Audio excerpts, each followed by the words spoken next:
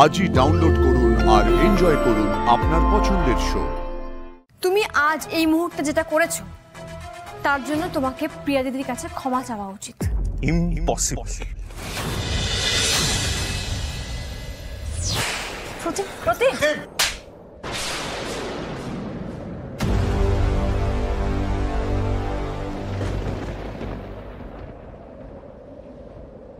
প্রতিম, একদম তোর এই নোংরা মুখে আমার নাম নিবি না। কাল রাতে জ্বরের ছুতে তুই আমার ঘরে শুতে আর আমি বের করে দিতে না দিতেই বাঁচতে চাই না বলে অন্য একজনকে মেসেজ পাঠানো হয়ে গেল। তো ছি ছি ছি ছি ছি ছি ছি। আর কত রং দেখাবি রে তুই, কত রং দেখাবি? প্রতিম দাদা, তুমি প্রিয়া দিদির গায়ে হাত তুললে? বেশ করেছি, আমি ওর গায়ে হাত তুলেছি, বেশ করেছি, হাত তুলেছি। কিন্তু অনেক দেরি হয়ে গেল জানো তো। যেদিন এই দুটোকে আমি ওই ফ্ল্যাটে ফষ্টি নষ্টি করতে দেখছিলাম সেই দিন আমার এই হাতটা তোলা উচিত ছিল। আর হাতটা তুলিনি বলেই একেবারে সব নোংরা আবর্জনা বাড়ি অব্দি চলে এসছে। ঠিক করেছি হাত তুলে। না, ঠিক করিসনি। তোদের দুজনের মধ্যে যাই হয়ে গিয়ে থাকুক না কেন, একটা মেয়ের গায়ে তুই হাত তুলতে পারিস না প্রতীক। কাকে কি বলছিস দাদা ভাই? ওর কোনো সেন্স আছে নাকি? তুই একটা চরম ইনসিকিউর মানুষ, জানিস তো। আমি তোর কাছে একটা চান্স চেয়েছিলাম না, ভুল করেছিলাম। ডিভোর্স চাস তো তুই? আমি তোকে ডিভোর্স দিয়ে দেবো, ঠিক আছে? আর একটা কথা মনে রাখিস, এরপরে যদি তুই স্যামের গায়ে হাত তুলিস আমি তোকে জেলের ঘানি জানাবো।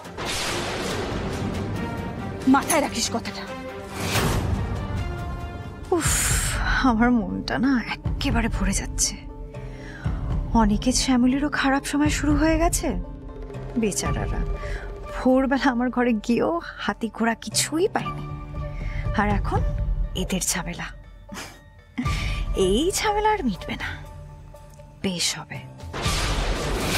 চলো চলো। কোথায় যাচ্ছিস তুই? স্যামের যে অবস্থা করেছিস ওকে তো হসপিটালে নিয়ে যেতে হবে। চলো। প্রিয়া, প্রিয়া, প্রিয়া। প্রতিম, তুই যেটা আজ করলি না সেটা ক্ষমার অযোগ্য। তুই আজকে প্রিয়ার গায়ে হাত তুললি। হ্যাঁ, তুই প্রিয়ার সঙ্গে থাকতে চাস না, আমাকে বলেছিস তো। আমি তোকে বলছিলাম দ্যাটস ফাইন, ঠিক আছে, যেরকম ভাবে তোরা ভালো থাকিস সেরকম ভাবে থাক। তুই তাই বলে মাথা গরম হয়ে গেলে তুই যা খুশি তাই করতে পারিস না। তোরা আমাকে বলা বন্ধ করে প্রিয়ার আসল রূপটা নিয়ে ভাব। ওই স্যামকে ভালোবাসে, নাটক করছিল, নাটক করছিল আমার সাথে। ধরা পড়ে আমার সাথে নাটক করছিল। ওর আসলে প্ল্যান ছিল যে আমার সাথে বিয়েটাও টিকিয়ে রাখবে আর ওদিকে অফিসের লীলা খেলাটাও চলবে। বাহ!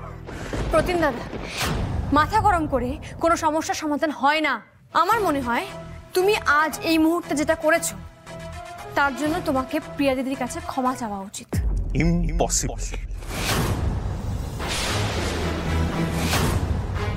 প্রতিম, তুই যেমন আমার ভাই, প্রিয়া তেমনি আমার বন্ধু। তাই তুই যদি প্রিয়ার কাছে ক্ষমা না চাস তাহলে কিন্তু তোকে আমিও ক্ষমা করবো না। সরি দা ভাই, আমি ওর কাছে ক্ষমা চাইব না। বাবা, মামুনি, তোমরা প্রতিম দাদাকে বোঝাও। আমি কোনো ছোট বাচ্চা নই শ্যামলী, সব বুঝতে পারি আমি। তোমরা সবাই অন্ধের মতো প্রিয়াকে সাপোর্ট না করে দয়া করে আমার দিকটা একবার বোঝার চেষ্টা করো প্লিজ। প্রতিম, যাস না প্রতিম, এরকম করিস না প্রতিম। আমরা তো তোর গুরুজন, বল। আমরা যা বলবো তোর ভালোর জন্যই বলবো।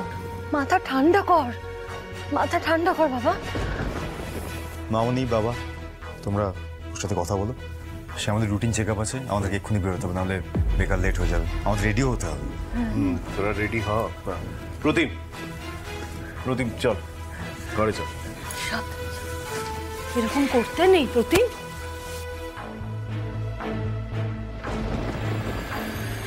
প্রিয়ার প্রতিমার ব্যাপারটা যে কি হলো, আমি এই জন্য তোমায় বলেছিলাম ডিভোর্স যদি আগে হয়ে যেত তাহলে এতটা বাড়াবাড়ি হতো না। তুমি কি বলছো?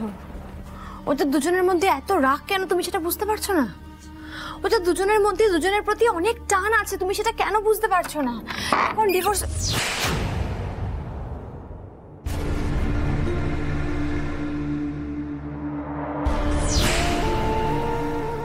কি, এটা তো সমস্যাটা। তুমি এটাই সকাল থেকে খুঁজছিলে না? হ্যাঁ, কাল রাত থেকে খুঁজছিলাম, বিশ্বাস করো রাত্রেবেলায় আলমারিতে ছিল না।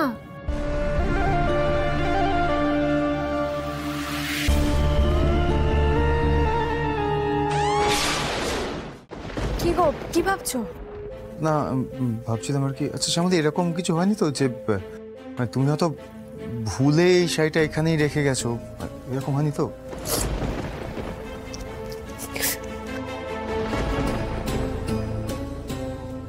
তুমি কাঁদছো কেন শ্যামলী? কি হয়েছে? বসো বসো বসো বসো।